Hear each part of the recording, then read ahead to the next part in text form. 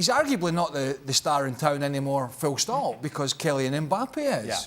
You know, so not only has he kind of lost he has lost the support of the fan base, he won't, rightly so, lose the support of the dressing room, whilst you can get a good player back in, get your arm around him and say, listen, get your head down, help us out.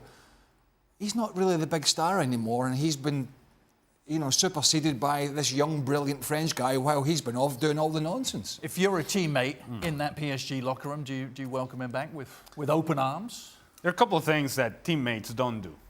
One, you don't get involved in other players' negotiations and contract and money situation.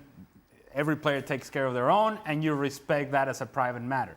The other thing that you don't do is turn away from good players. Right. Because those guys help you win games. Now, there are a lot of things that you can put up with and a lot of things that you can sweep under the rug and there are a lot of things that you turn your back on when a guy comes in and gives you a better chance to win games that matter. And in the end, I think that's where Neymar has to come in.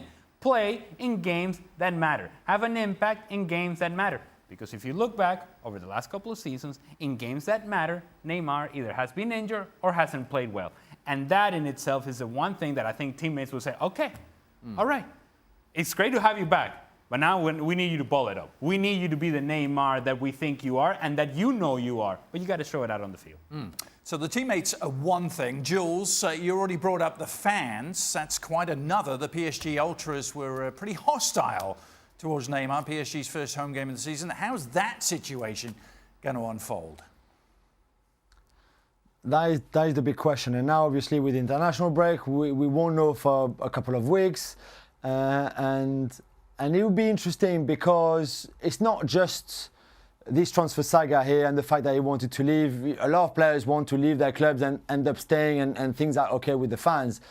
There's a few issues there that are bigger than that. The first one, the most recent one, is when he said that his biggest memory or his best memory in football was that famous night in Barcelona with Barcelona against PSG in the remontada.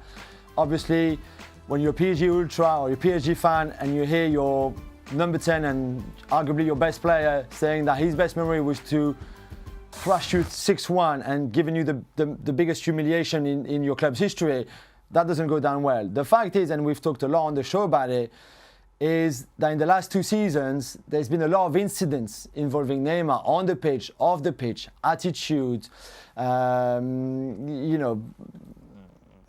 behaviors, and all the stuff, showboating. Anyway, that for some of the fans didn't again go down so well. The fight with Cavani, the Parc des Princes that night was in favor of Cavani, not in favor of Neymar.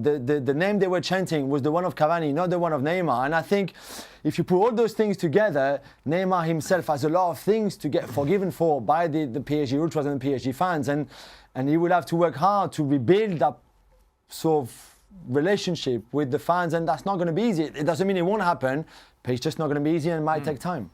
Shaka, does it matter if the fans are not going to forgive him? Yes, it does. I think as a player on the field, if your own fans are booing you and letting their feelings, their ill feelings be known, I think inevitably, at least over time, it has an impact on the player and on his psyche.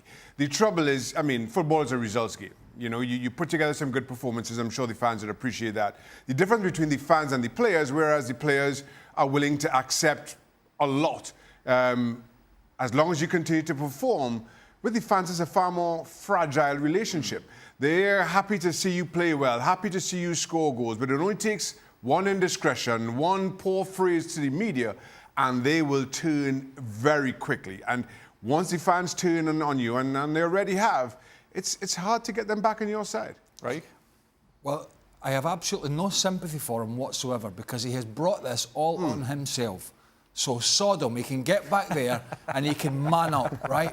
He can man up to that football club who paid 220 odd million for him to do a job for him. And we can all have our opinions about French football and PSG winning the title most years and blah, blah, blah.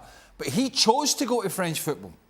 He chose that route to go to Paris with that money, with to be the big I am, right? He chose this road. So he's made his bed. He can lie on it. He can get back out there and he can do his job, because he's done nothing but treat the French fans, the French players and the league as some little game show that he's going to be part of until he gets this other big move. And he hasn't got it.